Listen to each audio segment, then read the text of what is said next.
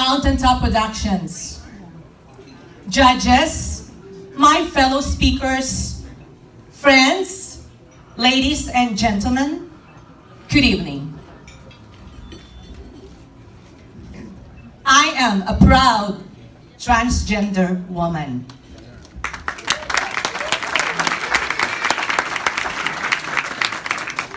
And tonight, I am celebrating myself and my accomplishments together with a lot of many transgender women advocates and activists who share the same platform as I am as a transgender person. March 31st is dedicated for the International Transgender Day of Visibility, and being visible, being seen, is the very reason why I am standing here in front of you tonight. I have to be visible not only for myself, but for many transgender people, transgender men and women all over the world who are still living in the shadows and hiding in their closets. I know how it feels.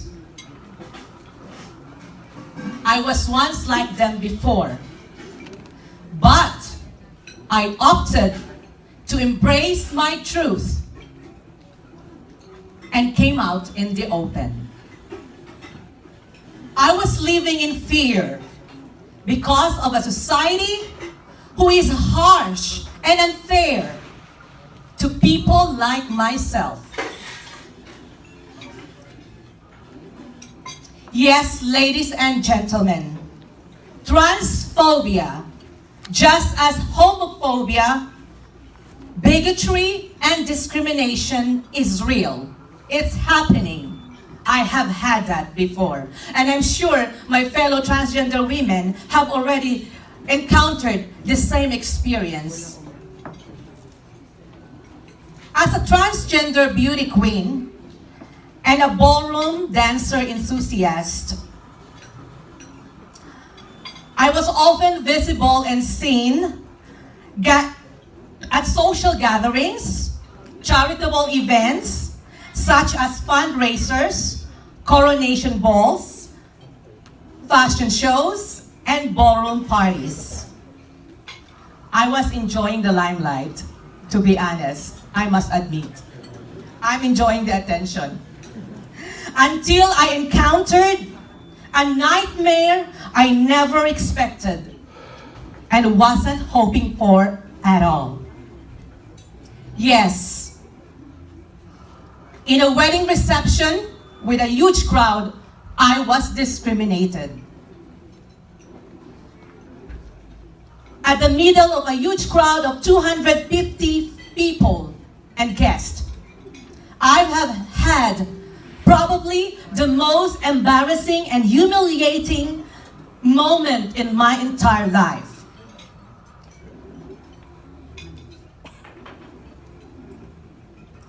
I came to a point where I can no longer stand and tolerate the intimidation and unfair treatment. I was overly confident, knowing that I never had anything like this before. Why? Because I feel that I passed 100%. But that didn't make any excuse for me to experience the most embarrassing moment of my life.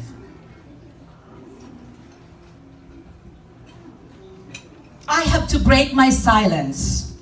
One day I woke up and telling myself, enough is enough. I have to break my silence and use my platform against discrimination, transphobia, and bigotry. From then on, I set aside my crown. I went out on the streets fighting for human rights LGBTQ rights and gender equality. I marched with my fellow transgender people at the annual Gay Pride Parade in the city of New York. I fought and sought justice for the murder of a fellow transgender woman. Her name is Jennifer Laude, perpetrated by a U.S. Marines back in Olongapo City in the Philippines. I was on the street together with many advocates, gay advocates and activists when the Supreme Court justices decided in favor of same-sex marriage, as also known as marriage equality. Can we give that a round of applause? A huge accomplishments by our LGBTQ community, benefiting a lot, thousands of LGBTQ couples.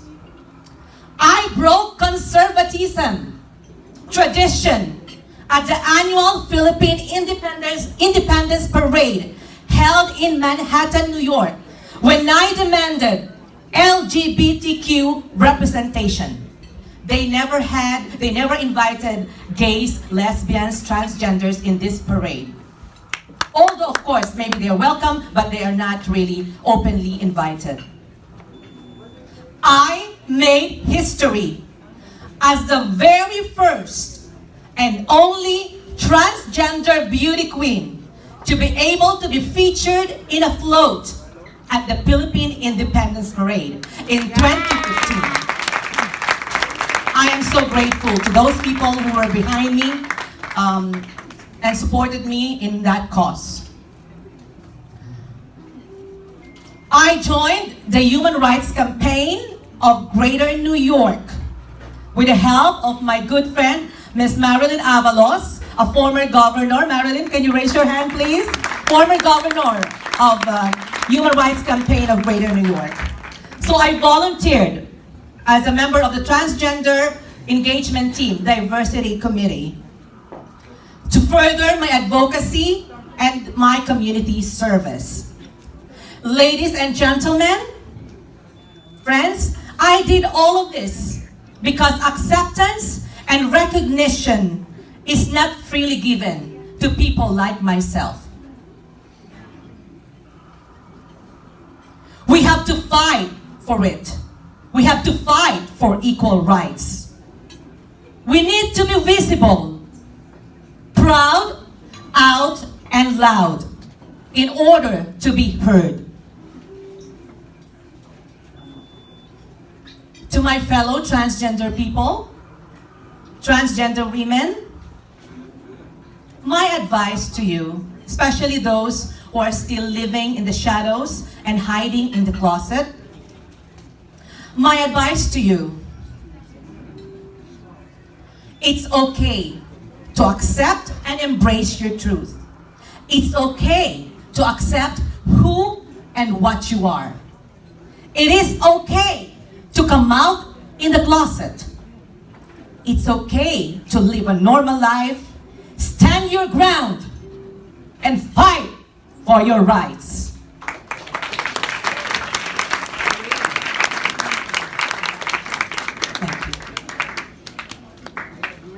I would like to end my message by leaving you a quote from a fairy tale where Cinderella have said, "Have the courage and be kind." A pleasant evening to each and everyone.